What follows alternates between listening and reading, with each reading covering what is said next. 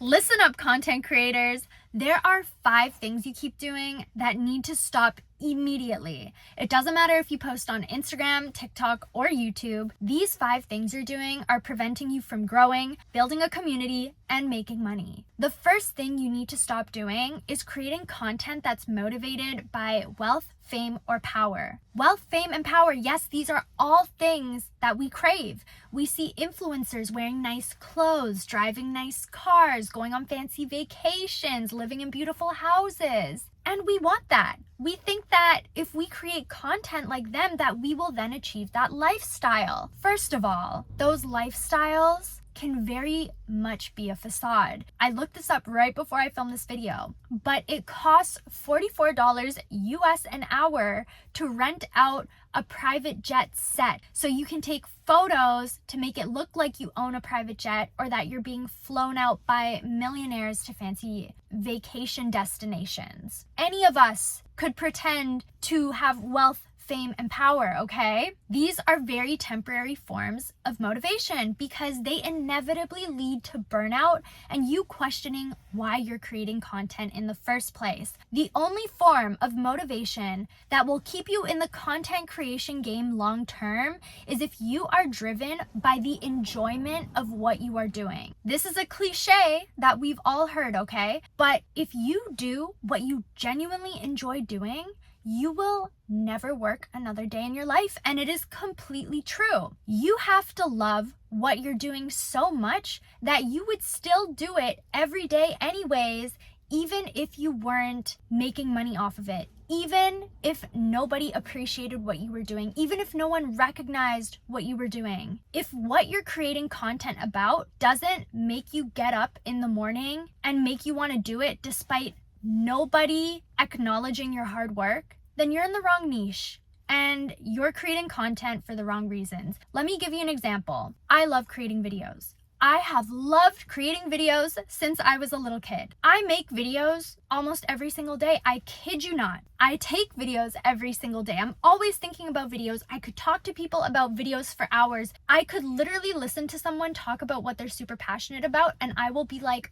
oh my goodness, let's start up a page for you. Let's market you this way. Let's create these style reels. I cannot stop thinking about the things that I talk to you guys about. I have created so many pages, so many channels in the past that never got attention, that never got recognized, that never got appreciated, that never got likes, that never got comments, that never got followers or subscribers. And I still posted on them. I have hundreds of videos that I've created that are out there. And I kid you not, even if this channel was not growing, I would still be posting on it anyways because I genuinely enjoy what I do. In the past, I've created pages that were motivated by wanting to make a ton of money and they didn't go anywhere. And now that I'm creating content about what I genuinely enjoy, not only do I feel a sense of drive every single day, but I feel a sense of excitement as well because I get to do what I genuinely love on a daily basis. I never have to force myself out of bed and force myself to make a video. That idea is just so foreign to me. So when I work with content creators and they ask me, how do I figure out what I'm supposed to be creating content about? This is what I tell them. Sit with yourself. Okay, some may call this meditation, others may call it prayer, and you're gonna close your eyes and you're gonna get rid of all of your distractions. Okay, I go as far to tell them to delete social media so that they stop looking at other content creators and influencers, because when you do that, you kind of instinctively start to copy their strategy and what they're posting about and what they're talking about, and you will never figure out what you're supposed to do if you're doing that. So get rid of all of your distractions, turn off the TV, stop listening to music, just sit with yourself, close your eyes, and think to yourself, what are the things that I genuinely enjoy doing? What are things that I could talk about for hours to people? What is something I think about every single day? What are activities that bring me joy?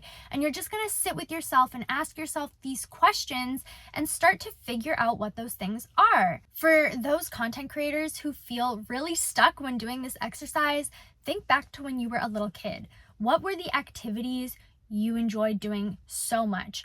what were the things that you could talk about for hours? I have friends who loved music. They loved playing the piano, playing the guitar, singing, writing songs. My brothers, for example, from the age of 5 up to the age that they are now, they love soccer. They're infatuated by it. They will go out and play soccer even when it's raining, even when it's hailing, even when it's snowing. They talk about it all the time.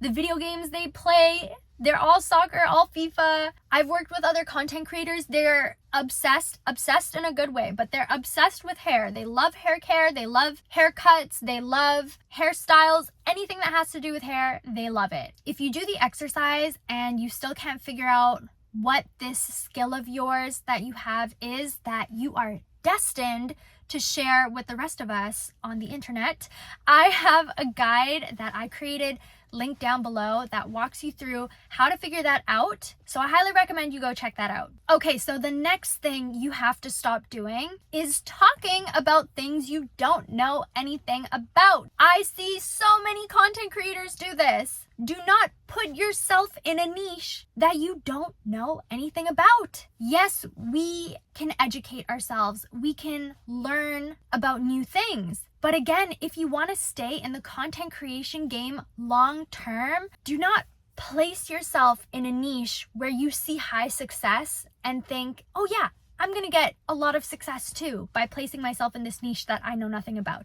Do not do that. I have seen so many people, they see the makeup niche, for example, and they see all of these content creators getting flown out to Bora Bora, and they think, well, I want to be a content creator that gets flown out to Bora Bora, so I'm going to put myself in the makeup niche, but I don't know how to even do eyeliner or a smoky eye. You're gonna make content creation really hard for yourself if you do that. Again, you're much better off placing yourself in a niche that you're naturally good at. Now, when you place yourself in a niche that you are naturally familiar with, people are gonna find you more credible, okay? A lot of us, when we start talking about things we don't know much about, we don't sound intellectual. We're not getting people to trust us. Our community that we're trying to build are not going to think we're reliable. What's actually going to happen is you're going to lose credibility. People aren't going to want to buy from you. They're not even really going to want to listen to you or take your advice, because people can see through the facade and they're going to realize that you don't know what you're talking about. On that note, a lot of content creators think that once they get to a certain level where they have the power to influence people, where they have a substantial amount of followers and subscribers, they suddenly think that it is their responsibility to educate people on global issues that they don't know anything about. Now, there's all this pressure, right? When things happen in the world and you hear people say, oh, you have such a big platform, you should use it for good, you should be talking about this, you should be talking about that. Listen, if people are getting their information from influencers, that is not a good idea, right? When things happen in the world, you want to go to the experts. You want to go to the people who actually know what they're talking about. So content creators, if you feel a pressure to talk about things that you don't genuinely know about, don't do it. Don't succumb to the pressure. It is not your responsibility. You are simply meant to educate and inspire and motivate people that are interested in your skills. That's simply why you do what you do. You're not gonna come to my page to learn about the history of Europe, okay? I'm not the right person to come to for that. But if you wanna learn how to market yourself and how to become a successful content creator long term, then you're in the right place. The third thing us content creators need to stop doing is creating content that validates our bad habits. Oh my goodness, I see this everywhere. Hello? Anxiety and depression is at an all-time high. Why are we encouraging people to embrace habits that increase anxiety and depression? Sorry, gotta take a deep breath. This is simply my opinion, but I think we've taken this concept of normalizing things a little bit too far. I get how social media portrays certain lifestyles unrealistically, and it can get overwhelming to see people who are so disciplined, who have these physiques that almost seem unreal. And it's nice to come across an influencer who shares their day-to-day life that looks like ours. But I do believe that a line gets crossed when content creators stop normalizing a simple lifestyle and go further. They start normalizing behaviors that shouldn't be encouraged. For example, having an off day and spending the entire day watching Netflix and scrolling on your phone. I kid you not. I saw an influencer who has hundreds of thousands of followers who on a weekly basis was posting content about how I just don't feel good today, so I'm gonna watch Netflix and scroll on my phone all day. Now, I've said this in another video, but I've had off days and I've spent them like that. Do I encourage people to spend their off days like that? No, because it doesn't help you in any type of way. It's not resting in a meaningful way. It's numbing your mind to help you avoid how terribly you feel. That's what it's actually doing. And when I opened the comment section of this girl's reel, it honestly broke my heart because I saw so many young people saying, thank you so much for posting this video. It made me feel less bad about how I spend my off days. Or the past 2 months have looked like this for me. I'm so glad that I'm not the only one. You are encouraging people to become hermits. You are encouraging people to isolate themselves. As content creators, we have to be responsible, and we should know that our content should encourage people to feel better, to want more for themselves. Let me give you another example. When I used to be posting consistently on TikTok, I would come across a lot of girls talking about hookup culture and encouraging girls to participate in hookup culture, talking about how it's liberating, how it's empowering, all that type of stuff. And when I saw that, it made me think, do the girls who talk about hookup culture, are they actually happy? Do they enjoy their life? Do they find their relationships fulfilling? I was just asking myself these questions. And as someone who has never partaken in these hookup culture activities, I could only assume. But my assumption led to me answering no. I don't think these girls are genuinely happy. I think that they're running away from things, avoiding things, trying to make themselves feel better through forms of instant gratification. And they're, again, creating this facade, creating this illusion, talking in this way that is then convincing these girls who hadn't considered hookup culture to now want to try hookup culture because they're hearing all of these things online. Content creators, do not create content to have strangers validate your bad habits. It's not going to make you feel better about yourself. It's not going to make you feel better about your lifestyle. You're still not going to feel very good. You're still going to feel that void inside of you, and having all of these people affirm to you that what you're doing is correct is not going to make that go away. It's actually going to make you dive further into these bad habits to help you get rid of this feeling that's never going to go away by doing that. The fourth thing us content creators need to stop doing is excessively using trigger warnings. There are trigger warnings that I think are absolutely essential. For example, the flash warning, 100%. I think that those should exist. You know, trigger warnings about bloody things and whatnot. I think those are absolutely necessary as well. But then there are certain trigger warnings where I believe we are simply not helping people. We are helping people avoid things that they inevitably need to confront. There are hundreds of phobias that exist, okay? And if we placed a trigger warning for absolutely every single phobia that exists because we want to help people, I can guarantee that almost every single video on the internet would have a trigger warning. And as someone who went through exposure therapy, it is absolutely essential that we face the things that we're afraid of in the real world if we want to continue moving forward with our life. Let me share a story so you understand, okay? I was absolutely controlled by this phobia called emetophobia.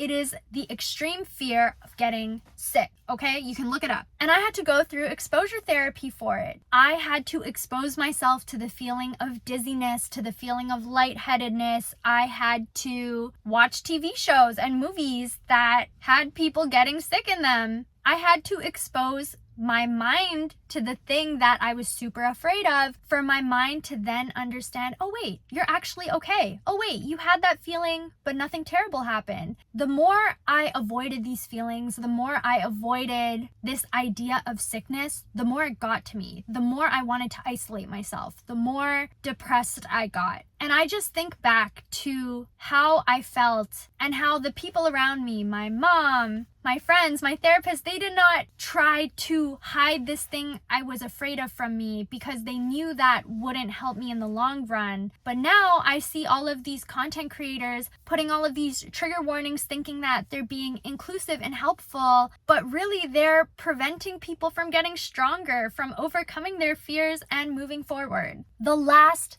thing us content creators need to stop doing is not treating our pages, our channels as businesses. I have a video titled The Truth About Going Full-Time on Instagram, and I wasted 4 years doing content creation. Here are 5 things I learned that go into depth with this topic, but I'm just gonna go through it quickly right now. When you go full-time on YouTube, full-time on TikTok, full-time on Instagram, you are becoming an entrepreneur. The reality is, brands seeing your content and giving you $10,000 sponsorships and you becoming super wealthy off of that is very rare. If you want to be a full-time content creator, you must figure out how to monetize yourself. And this is why I started off the video talking about how you need to be motivated by something you genuinely enjoy doing. You need to take this skill and make it valuable to other people. Let me give you an example so you can visualize this better. There's this content creator named Kiana Bonolo. I think that's how you say her name.